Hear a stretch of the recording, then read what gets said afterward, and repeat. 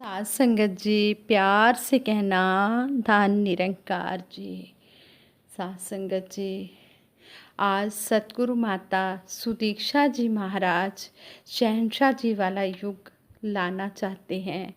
जैसे शहंशाह जी के युग में सत वचन होता था, इसी तरह सतगुरु माता सुदीक्षा जी महाराज यही चाहते हैं कि वही शहंशाह जी वाला युग, सतवचन वाला युग आ जाए। संत निरंकारी मिशन के लिए युग पुरुष शहंशाह बाबा अवतार सिंह जी का समय बहुत महत्वपूर्ण रहा। शहंशाह जी ने संत निरंकारी मिशन में सत्य संदेश को सारी दुनिया के सामने लाने का अथक प्रयास किया। जगत माता बुधवंती जी भी लगातार श्रद्धापूर्वक शहंशाह जी के साथ इस मिशन को बढ़ाने में योगदान देते रहे और सभी की सेवाएं करते रहे। शहंशाह जी का कहना था कि जैसे जैसे हम संगत करेंगे वैसे वैसे हमें ज्ञान की समझ आएगी, सिमरन और सेवा की ओर हमारा ध्यान जाएगा और उसकी महत्ता हमें समझ आएगी। ऐसे ही शहंशाह जी के समय की बात है, दिल्ली में एक महात्मा थे जिनका नाम था मक्खन शाह जी। उन्होंने शहंशाह जी से ज्ञान लिया। ज्ञान लेने के बाद वो डेली सत्संग में आने लगे और वो एक आटे की चक्की पर काम करते थे। एक दिन शहंशाह जी ने साथ संगत में विचार करते हुए सेवा पर विचार किए, सेवा पर रोशनी डाली। मक्खन शाह जी शहंशाह जी की सेवा वाले विचार सुनकर बहुत ही प्रभावित हुए और सेवा भाव ने उनके अंदर एक हलचल सी मचा दी। उनके अंदर सेवा भावना की लगन बढ़ गई। उन्हें नौकरी से पहली बार जो सैलरी मिली वह सारी माया अपनी पॉकेट से निकालकर शहंशाह जी के चरणों में भेंट कर दी। नमस्कार करते हुए उनके चेहरे पर चमक और आत्म संतोष था। शहंशाह जी ने उनके सेवा भाव को देखकर उन्हें भरपूर आशीर्वाद दिए। जब मक्खन शाह जी संगत के बाद घर पहुँचे तब भी खुशी की चमक उनके चेहरे पर बरकरार थी। उनकी पत्नी ने जब सैलरी के बारे में पूछा तो एक पल के लिए उन्होंने अपनी आंखें बंद की और अपने मन को गृहस्थी में ले आए और बोले, आज मालिक ने सैलरी नहीं दी। उनकी पत्नी कहने लगी, कोई बात नहीं, कल दे देगा। अगले दिन फिर उस महात्मा की पत्नी ने पूछा कि आज आपको सैलरी मिली? तो उस महात्मा ने कहा, कोई नहीं, मालिक मेरा आज कल में दे देगा। 2 बार झूठ बोलकर वो महात्मा परेशान हो गए और इस निरंकार से अरदास की कि अब मैं कब तक झूठ बोलता रहूं, अब आप ही सहाय हो। अरदास करके वो महात्मा अपने काम पर चले गए। सुबह सुबह जब वो अपने काम में लगे हुए थे तब उस महात्मा के मालिक ने आवाज़ देकर उन्हें अपने पास बुलाया और कहा, मक्खन शाह, मैं तुम्हारे काम से बहुत खुश हूँ। मैंने तुम्हारी सैलरी डबल कर दी है, मगर मैं तुम्हें बताना ही भूल गया और बढ़ी हुई माया देना भी भूल गया। ये लो अपने बाकी के रुपए। मक्खन शाह जी ने उनका धन्यवाद किया और फिर शहंशाह जी का शुक्रिया करने लगे, जिन्होंने उनकी आस्था विश्वास को कायम रखा और वो इसी तरह समर्पण और विश्वास के साथ साथ संगत के साथ जुड़े रहे। कुछ समय के बाद उन्हें सत्संग में जोड़ों की सेवा मिल गई। वे पूरी लगन के साथ सेवा में लग गए। जो जो संत संगत में आते उनके जोड़ों को साफ करके नंबर के साथ लाइन में लगाते और संगत के बाद उनके जोड़े वापस करते।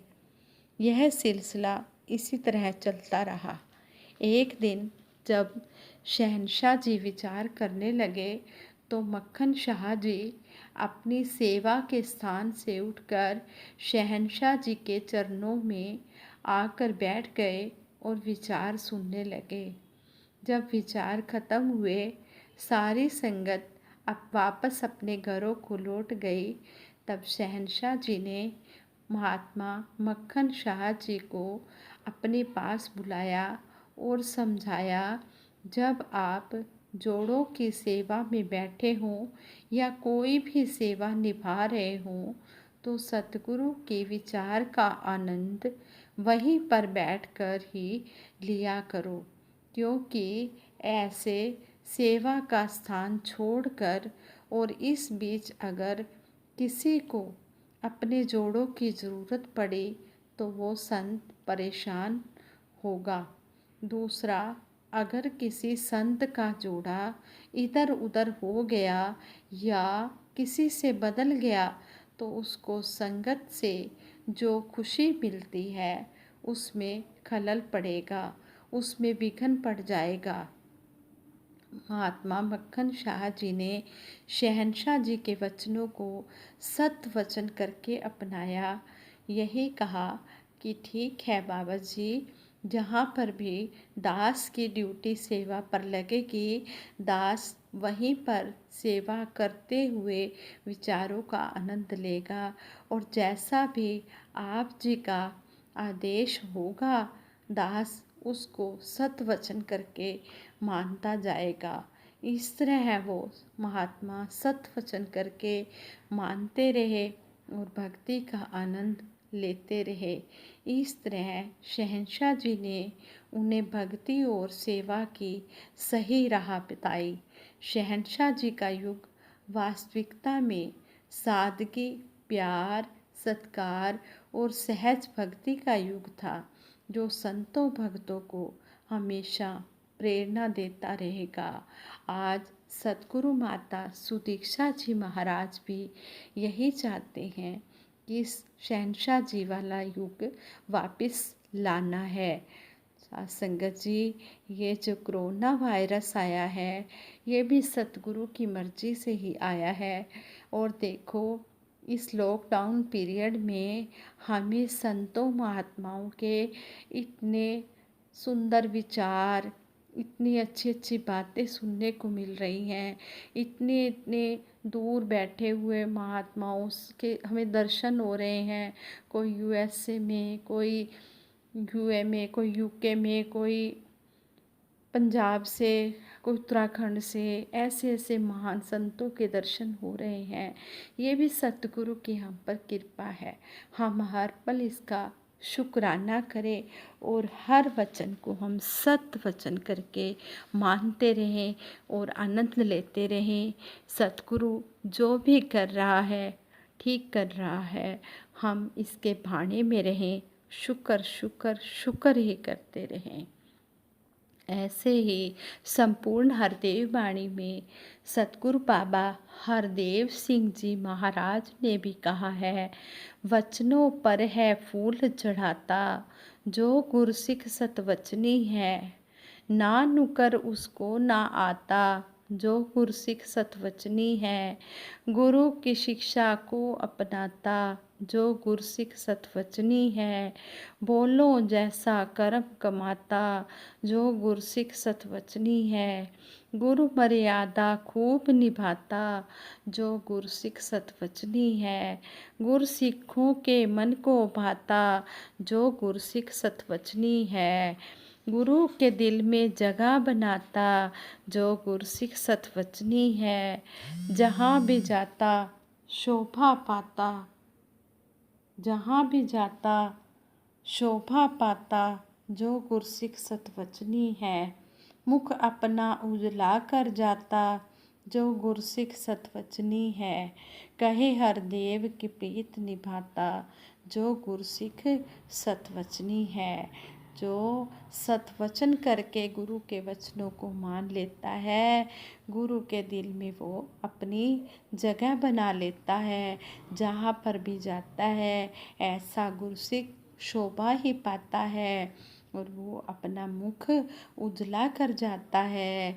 सतगुरु बाबा हरदेव सिंह जी महाराज ने सारे ही शब्द का सारांश निकाल दिया है कि जो सतवचन ही होता है गुरसिख, जो सतवचन करके मानता जाता है, कहे हरदेव की प्रीत निभाता, वही सतगुरु के साथ अपनी प्रीत निभाता है। साथ संगत जी, दासी आप सभी के लिए सतगुरु माता जी से सबके भले के लिए अरदास करती है। सच्चे पातशाह सबको सारे सुख देना, सारी खुशियाँ देना, सभी अपने अपने घरों में स्वस्थ रहें, खुश रहें और गुरु चर्चा का आनंद लेते रहें। साथ संगत जी, प्यार से कहना, धन निरंकार जी।